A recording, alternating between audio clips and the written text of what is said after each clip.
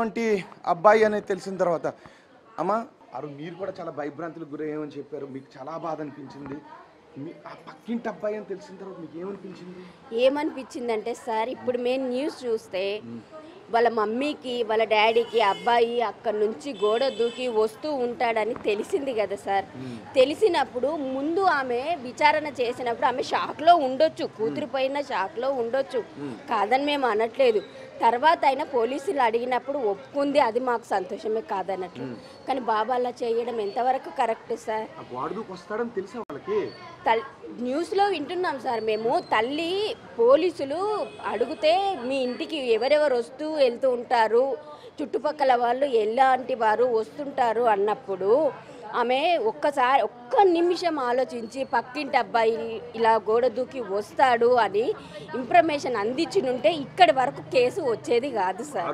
సహస్ర వాళ్ళ mummy sir, ఆడపిల్ల మీద ఎక్కువ కాన్సన్ట్రేషన్ తల్లికి ఉండాలి సార్. ఏమంటారు మీరు చెప్పండి సార్? ఉండాలా? ఎదిగొచ్చిన పాప ఉంది ఇంట్లో, ఎవరు వస్తున్నారు, ఎవరు వెళ్తున్నారు, ఆ బాబా గోడ దూకి రావడం ఏంటి ఓనర్ వాళ్ళకి చెప్పలేదంట సార్. మా అక్కయ్య మా బాబా వాళ్ళు చెప్పలేదంట. అదొక తప్పు సహస్ర వాళ్ళ మమ్మీది. నేను ఆమెను కూడా తప్పు పట్టట్లేదు, ఆమె ఫ్రెండ్లీగా వస్తుండని అనుకుంది. కానీ కాకపోతే ఈ రోజులు ఎలా ఉన్నాయి సార్? చిన్నపిల్లల్నే 6 ఏళ్ల బాలికను కూడా వదలని సమాజం అయిపోయింది. నువ్వెంత జాగ్రత్తగా ఉండాలి? నీ నిర్లక్ష్యం వల్ల ఇలా జరిగింది. దానికి ఓనర్ల మీద, సెకండ్ ఫ్లోర్లో ఉన్న సంజీవ్ అనే తాటన్ మీద నిందలు వేసి ఇంతగానం చేయడం చాలా ఘోరం సార్. బాబు తల్లిదండ్రిది కూడా చాలా తప్పు సార్. వాళ్ళు కూడా బాబు ప్రవర్తన ఎలా ఉంది, ఏం చేస్తున్నాడు నా బాబు, ఏం అవసరం ఉంది, వాడికి ఏం అవసరం లేదు కనుక్కొని బాబుకి కావాల్సిన ఇచ్చినుంటే బాబు ఈ రకంగా మారేవాడు కాదు. ఇస్తే మేము ఒకేసారి డబ్బులు ఇస్తాం, ఇవ్వకపోతే మొత్తానికి ఇవ్వము అని అంటే కూడా ఆ అబ్బాయి మైండ్ సెట్ ఎలా ఉందో ఏంటో మాకు తెలియదు. నిన్నటి వరకు ఈ క్లూలు మాకు దొరకలేదు, నిన్నే దొరికాయి మాకు. ఇవన్నీ మేము ఆలోచించుకుంటే ఇవన్నీ మాకు తాటలోకి వచ్చాయి సార్, అంతే. మేము ఇక్కడ నివాసులం కాదు సార్, నేను 5 నగర్లో ఉంటాయి. ఇది మా అక్క మా బావ వాళ్ళది. వాళ్ళకు కూడా తెలియదంట సార్ ఇక్కడ ఆ అబ్బాయి అక్కడ నుంచి దూకి వచ్చేది. అస్సలు అనుకోలేదు సార్, థాట్ కూడా రాలేదు. షాక్ సార్, మేమైతే షాక్ అయిపోయాము. అస్సలు మేము ఊహించలేదు, అస్సలు డౌట్ కూడా రాలేదు. ఆడుకునేవాడండి ఇక్కడ బ్యాట్ బాల్, చిన్నపిల్లలతో బ్యాట్ బాల్ ఆడుకునేవాడు. సో అసలు ఇప్పుడు కూడా మీరు నమ్మలేరేమో బహుశా అని అంటే. లేదండి. రైట్, చూసారా? అసలు వాడు అనే అంటే మేము అసలు నమ్మలేకపోతున్నాం అని చెప్తున్నారు. అంటే ఇప్పటికీ అంత అమాయకంగా ఉన్నాడు, అంత అమాయకంగా మా కళ్ళ ముందు తిరిగే ఆ పిల్లాడు ఇంత దారుణానికి పాల్పడ్డాడు, అంత కసిగా, పైగా ఆ మర్డర్ స్కెచ్ కూడా అంత దారుణంగా వేసుంటాడు అని అంటే వాళ్ళు నమ్మలేకపోతున్నారు. చూసారా? ఆ రోజు మనం ఇక్కడికే వచ్చాం. బహుశా మీరు కూడా అనుకున్నారు కదా, ఇక్కడికి వచ్చినప్పుడు మా పక్కింటి వాడు అని ఎలా అంటారు అని మనల్ని ఇక్కడ కొంతమంది రౌండప్ చేశారు. బహుశా ఎవరైనా కనబడితే వాళ్ళని అడుగుదాం. ఇప్పుడు అదే పక్కింట్లో ఉన్నాడు కదా, అదిగో ఆ ఫ్లోర్లోనే ఉన్నాడు. ఇంతకుముందు మనం వెళ్ళి చూపించాం కదా, అదిగో ఆ 4వ అంతస్తులో ఉన్న వాడే, ఆ పిల్లాడే ఆ 3rd ఫ్లోర్కి వచ్చి అక్కడి నుంచి ఇటువైపుకు దూకి కిరాతకంగా చంపేసి అక్కడి నుంచి వెళ్ళిపోయాడు. పైగా వాడు రాసుకున్న లెటర్ చూస్తే మొత్తం ఏ పక్కింటి అబ్బాయినైనా ఎవరినైనా నమ్మగలమా? ఇప్పుడు మీరు చెప్పండి, ఈ వార్త చూస్తున్న మీరు చెప్పండి, ఎవరిని నమ్మగలం, ఎవరు నమ్మగలి? మీకు ఇంకొక విషయాన్ని గుర్తు చేస్తాను.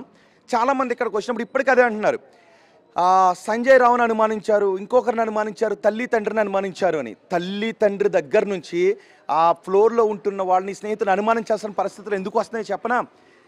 కన్న కూతురు పైన కామంతో చంపేసిన ఒక తండ్రి ఘటనను కూడా మనం చూసాం గతంలో, అవునా కాదా? కన్న తల్లిని డబ్బుల కోసం చంపేసిన కొడుకును కూడా మనం చూసాం. సోదర బిడ్డలను కక్షలు కార్పణ్యాలతో అసూయలతో చంపేస్తున్న వాళ్ళని చూసాం. సో అయిన వాళ్ళు కాని వాళ్ళు అనేది లేదు, ఎవరిని అనుమానించాలో లేదు. ఎవరిని అనుమానించకపోతే నేరస్తుడు దొరకడు. ఇప్పుడు కూడా వీడు దొరకకపోతే మనం ఇక్కడికి వస్తే పక్కింటి వాడిని ఎలా అంటారు, మా పిల్లాడని ఎలాగంటారు అని అడుగుండి ఉండేది బహుశా వాడి తల్లి, ఆ తల్లి. ఖచ్చితంగా కదా. అందుకే తండ్రిని అనుమానించాల్సిన దౌర్భాగ్యపు పరిస్థితులు వచ్చే దౌర్భాగ్యపు సమాజంలో మనం ఉన్నాం. అన్నను అనుమానించాల్సిన పరిస్థితి వస్తుంది. మొన్న అనుకుని ఉంటారా, ఒకవేళ బయటకు రాకపోతే కన్న తల్లిని 10వ తరగతి బాలిక ప్రియుడి కోసం గొంతు కోయించి చంపించేసింది కదా, అందుకే అనుమానిస్తుంటాం. ఈ రోజుల్లో నన్ను అనుమానించారు, తండ్రిని అనుమానించారు, లేకపోతే మీడియాలో అన్నను అనుమానిస్తూ రాశారు అనేది కాదు. అనుమానించకపోతే అసలు నిందితుడు రాడు. ఈ విషయాన్ని మనం మొదటి నుంచి చెప్పుకుంటూనే ఉన్నాం. ఎందుకంటే అలాంటి దౌర్భాగ్యమైన సమాజంలో ఉన్నాం. నెట్లో అలాంటి దౌర్భాగ్యమైన కంటెంట్ కూడా మనకు దొరుకుతుంది. వాడు అంత ప్రీ ప్లాన్డ్గా ఒక లెటర్ రాసుకుని ఎలా ఎస్కేప్ అవ్వాలి అనే దగ్గర నుంచి ప్రీ ప్లాన్డ్గా రాసుకున్నాడు. సో మనం వెళ్దాం. మీరు ఇక్కడే ఉంటారా? మీ ఇంట్లో వాడని తెలిసి అంటే మీరు మా బిల్డింగ్లో వాడ చంపేసిందనే షాక్ గురయ్యారా మీరు? ఒక్కసారి అనిపించింది కదండి. కానీ అంతకుముందు పక్కింటోళ్ళు అంటే మీకు కొంచెం బాధ కూడా వేసింది కదా అనిపించింది. కానీ వాడే అంత అమాయకంగా ఉండేవాడు చంపేశాడని తెలిసిన తర్వాత ఏంటి మీకు ఏమనిపించింది అసలు? కొంచెం షాక్లో ఉంటాం. షాక్. చూస్తుంటారా పిల్లాడిని రోజు చూడం. ఆదివారం ఎప్పుడైనా మాట్లాడారా పిల్లాడితో? మాట్లాడా. ఎలా ఉంటాడు? మాటలు ఎలా మాట్లాడతాడు? మామూలుగా ఉంటాడు అందరు పిల్లల్లాగానే. అంటే వీడేంటి తేడాగా ఉన్నాడు, కొంచెం క్రిమినల్ థాట్స్ ఉన్నాయి వీడికి అనే రకంగా ఎప్పుడైనా అనిపించిందా? ఇప్పుడు దాకా తెలియదు, ఇప్పుడే తెలిసింది కదా. సో ఇప్పుడు ఎవరిని అనుమానించాలో, ఏ మనిషిని చూసి మంచోడో, ఏ మనిషి చెడ్డోడో, అయ్యో 10వ తరగతి చదువుతున్నాడు కదా పాపం బాలుడు మంచోడు అనుకోవటానికి కూడా అవకాశం లేదు కదా. లేదు. ఓకే. ఆ 10వ తరగతి బాలికను చంపిన తరువాత ఇప్పుడు అదే ఆ 10వ తరగతి పిల్లాడు ఇంత దారుణానికి పాల్పడ్డాడు అని తెలిసిన తర్వాత ఎవరిని నమ్మాలో తెలియని పరిస్థితులు ఉన్నామని చెప్తున్నారు. చూడండి, అదిగో ఆ బిల్డింగ్లోనే వీళ్ళెవ్వరూ కూడా అనుకోలేదు. బహుశా ఈ బిల్డింగ్లో ఉన్నటువంటి రోజు తమ ముందు తిరిగే ఆ పిల్లాడే, అమాయకంగా తిరిగే ఆ పిల్లాడే, ఇక్కడ పిల్లలతో బాల్ బ్యాట్ క్రికెట్ ఆడే ఆ పిల్లాడే ఇంత దారుణానికి ఒడిగట్టాడు అంటే బహుశా వీళ్ళెవ్వరూ కూడా నమ్మలేదు. నమ్మారా అండి ఎవరైనా? మీరు ఎవరైనా నమ్మారా ఆ రోజు? బహుశా ఆ పిల్లాడి మీద ఎప్పుడైనా డౌట్ వచ్చి ఏదండి? అర్థం కాలేదు. ఎందుకు చెప్పండి? మీరే కదా రెడ్డి గారు ఆ రోజు మీరు కూడా అన్నారు కదా అన్న ఏమనేసా మీరు అసలు పక్కిళ్ళని ఎలా అంటారని కూడా అడిగారు కదా. ఓకే అండి, థ్యాంక్ యూ.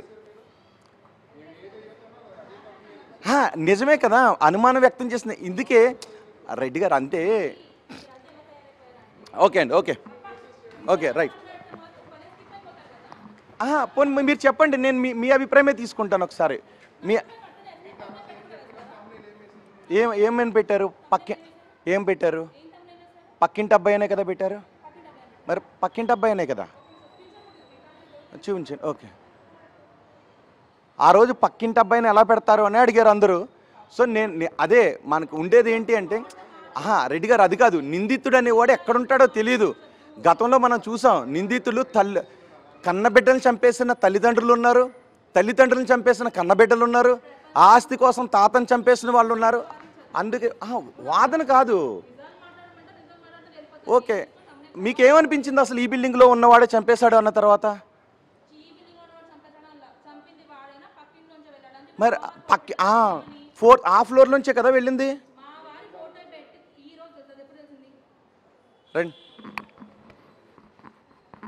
ఓకే, ఇప్పటికీ కొంతమందికి ఎందుకంటే ఆ రోజు అభిప్రాయం తీసుకునేటప్పుడు డౌటు, ఇక్కడ ఉన్నటువంటి ఒక సాఫ్ట్వేర్ ఇంజనీర్ ఇచ్చినటువంటి సమాచారం ఆధారంగానే పోలీసులు రండి ఇచ్చినటువంటి సమాచారం ఆధారంగానే ఈ కేసుని ఛేదించగలిగారు. ఎందుకంటే మనకి బాధ్యత అనేది ఉంటుంది. మన ఆ బాధ్యతతో వ్యవహరించినప్పుడు మనకు తెలిసినటువంటి సమాచారాన్ని పోలీసులకు చెప్పడం ద్వారా అసలు నిందితులు ఎవరో తెలిసే అవకాశం కూడా ఉంటుంది. ఇదిగో ఈ సీసీటీవీ ఫుటేజ్ను కూడా వాళ్ళు సేకరించారు. ఒకసారి ఇక్కడ ఉన్న వాళ్ళని కూడా మనం అడుగుదాం. అసలు అనుకున్నారండి ఈ స్ట్రీట్లో ఉండేటటువంటి ఒక వ్యక్తి ఈ దారుణ? కాదండి, ఇది ఎక్స్పెక్ట్ చేసిందే లేదు ఎవరు కదా. అంటే అంత అమాయకంగా ఉండే ఆ పిల్లాడు ఏదో 10వ తరగతి చదువుతున్నాడు, మన పిల్లలతో రోజు ఆడుకుంటున్నాడు అనే వాడే డబ్బుల కోసం 20 కత్తిపోట్లు పొడిచి ఎవరైనా నమ్మగలమండి అసలు? సార్ నమ్ముతారా? మీరు నమ్ముతారా? పిల్లలు అసలు నేను కూడా నమ్మలేము.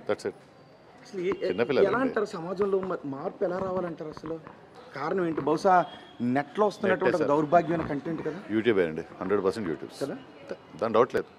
అడమైనా క్రైమ్ న్యూస్లు పెడతారు, క్రైమ్ సీన్స్ చేస్తే ఇట్లా ఉంటాయి.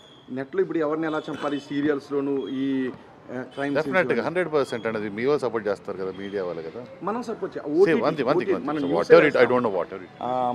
యూట్యూబ్లో వచ్చేవి చూసే చేశాడన్నది మాత్రం బయటకు వచ్చింది. పోలీసు వాళ్ళు చెప్పడం అయితే యూట్యూబ్లో తను చూసిన న్యూస్ వాటితోటి చేశాడు. బట్ నేను నమ్మట్లే. ఇంకా లెటర్ రాసుకున్నాడు, ఆ తీరు చూసారా? చూసామండి, బట్ మేము నమ్మట్లా. ఎందుకంటే ఆ పిల్లోడు రెగ్యులర్గా ఆడుకునేవాడు ఇక్కడ, అంత ధైర్యం మేము నమ్మకమే లేదు. కానీ బట్ చేశాడు అయినా సరే ఇప్పుడు మేము షాక్లో ఉన్నాం, ఇంకా షాక్లో ఉన్నాం. ఆ పాపను కూడా మీరు చూస్తుంటారా? పాప చాలా తక్కువ అండి, అబ్బాయి అయితే రెగ్యులర్ ఇక్కడ ఆడతాడు కాబట్టి తెలుసు, కానీ పాప చాలా తక్కువ బయటకు వచ్చి, అంటే ఆడితే అక్కడ లోపలికి ఆడుకుంటుంది. అబ్బాయి మాత్రం బయట ఆడతాడు రెగ్యులర్గా. ఆ పాపని మీరు ఎప్పుడు చూడలేదు? చూసుంటాం కానీ అంత రెగ్యులర్గా కాదు, మేబీ మంత్కి ఒక్కసారి 2 times అట్లా చూసుంటాము. కానీ అబ్బాయి అయితే రియలీ ఆడతాడు కాబట్టి we can identify this is a boy అని. మా సమయంలో ఆ పాప ఎంత విలువెల్లాడి ఉంటుంది. మేమే ఇప్పుడు 5 days నుంచి ఇక్కడ కష్టపడుతున్నాం సార్, ఎవరు చంపారో మాకే తెలియక. నిన్న మేమే షాక్ అయ్యాం చెప్పారు. కానీ సమాచారం ఇచ్చిన వాళ్ళని మాత్రం మనం సమాచారం పోలీసు వాళ్ళు చేసిన పని చాలా గ్రేట్ అండి. వాళ్ళు continuous 5 days day and night వాళ్ళ పిల్ల అన్నట్టుగా చేశారు. అది చాలా బాగా అనిపించింది. నేను చూసాం కాబట్టి చెప్తున్నాను. కానీ మీడియా మీరు ఇష్టమని చెప్పారేమో కానీ వాళ్ళు పోలీసు వాళ్ళు అంటే ఒక విషయం మీకు అడుగుతాను, అట్లా కాదు మొన్న మీతోటి, బట్ ఏంటంటే మీడియా వాళ్ళు చెప్పడం వేరు, పోలీసు వాళ్ళు చేయడం వేరు. అట్లా కాదు. మీకు ఒక విషయం గుర్తుందా? ఒక బిడ్డని, ఒక 10 సంవత్సరాల బిడ్డని తండ్రి బైక్ పైన కూర్చోబెట్టుకుని తీసుకెళ్తూ మధ్యలో ఆ అమ్మాయి మీద లైంగిక దాడి చేసి చంపేసి తండ్రి ఏమీ ఎరగనట్టుగా నటించాడు. ఆ విషయం తెలిసిన తర్వాత మాకు తెలియవండి, we don't all this things. అంటే అలానే కాదు, అసలు మానవ సంబంధాలు బంధాలు ఏమైపోతాయి? కలికాలం అని మీరే అంటారు, ఏవో చెప్తున్నారు, బట్ డెఫినెట్గా చేంజెస్ అయ్యాయి. ఒకప్పుడు రిలేషన్స్ ఇప్పుడు లేవు, అది మాత్రం ఒప్పుకోవచ్చు. ఒకప్పుడు రిలేషన్స్ ఎవరికి లేవండి. ఇప్పుడు నిజానికి చిన్న చిన్న పిల్లలు మన ఇళ్లలో వదిలి వెళ్ళాలన్నా భయం వస్తుంది. ఇక్కడ ఏంటంటే ఇది మాకు 100% సేఫ్ ఏరియా, 100% సేఫ్ ఏరియా ఇప్పటిదాకా. ఇప్పటి నుంచి అలవాట్ల. ఎందుకంటే మేము పిల్లల్ని వదిలేసి బిజినెస్ వ్యాపారం ఎక్కడెక్కడ తిరిగి వస్తాం. ఫ్యామిలీ పిల్లలు ఇక్కడ ఉంటారు. ఎక్కడ ఏ రోజు కూడా ప్రాబ్లం రాలేదు, ఇష్యూ రాలేదు. ఇవాళ ఫస్ట్ ఇష్యూ. పైకి ఇలాంటి అసలు పిల్లల పెంపకంలో మీరు మాట్లాడతారా? పిల్లల ఏం లేదు సార్, ఇప్పుడు పేరెంట్స్ ఇద్దరు వర్క్ చేస్తేనే వర్క్ అవుతుంది సార్. మీకు అంత టైం ఉంటుందా మీ పిల్లలు చూసుకునేంత? మీరు మీడియా మీద బయటే ఉంటారుగా, మీ పిల్లలు మీరు చూసుకునే టైం ఉందా? ఎవరికైనా అంతే, ఎవరి పనిలో వాళ్ళు వెళ్తుంటారు. పిల్లలు చదువుకుంటున్నారు అనుకుంటాం, కానీ దేర్ గోయింగ్ రాంగ్ ఎవరు అనుకుంటారు అంటిల్ అండర్స్ ఇట్లాంటి ఇష్యూ బయటకు వస్తుంది. కరెక్ట్. సో మనం చూస్తూ ఉన్నాం సమాజంలో ఇలాంటి దారుణమైన ఘటనలు ఎన్నో జరుగుతున్నాయి. ఎవరిని నమ్మాలో ఎవరిని నమ్మకూడదో తెలియనటువంటి దుర్మార్గమైన పరిస్థితులు మనకి ఇక్కడ కనిపిస్తున్నాయి. ఇటు నుంచి ఎవరిని వచ్చారా అని డౌట్ పడ్డారు ఫస్ట్. ఇది ఇక డెడ్ ఎండ్, ఇది డెడ్ ఎండ్. ఇక్కడ ఎటువంటి వే కూడా లేదు ఇటు వెళ్ళటానికి. సో ఇక్కడ ఉన్నటువంటి ఒకే ఒక్క సీసీ కెమెరా, ఆ సీసీ కెమెరాలోనే కొంచెం ఆ గేటు మనం చూస్తున్నాం కదా, ఆ గేటు ఒక్కటే రికార్డ్ అయింది, ఆ గేట్ ఒక్కటే రికార్డ్ అయింది. సో ఎన్నో డౌట్స్ వచ్చాయి. ఎవరు ఆ సంజయ్ అయ్యుండుంటాడా, లేకపోతే తల్లి తండ్రిని కూడా అనుమానించారు. ఫస్ట్ తల్లి తండ్రిని కూడా అనుమానించాల్సినటువంటి దుర్మార్గమైన పరిస్థితులు ప్రస్తుతం సమాజంలో ఉన్నాయి. దీనికి అంతటికీ కారణం ఏంటి అంటే అఫ్ కోర్స్ సోషల్ మీడియా కావచ్చు. సోషల్ మీడియాలో వస్తున్నటువంటి దుర్మార్గం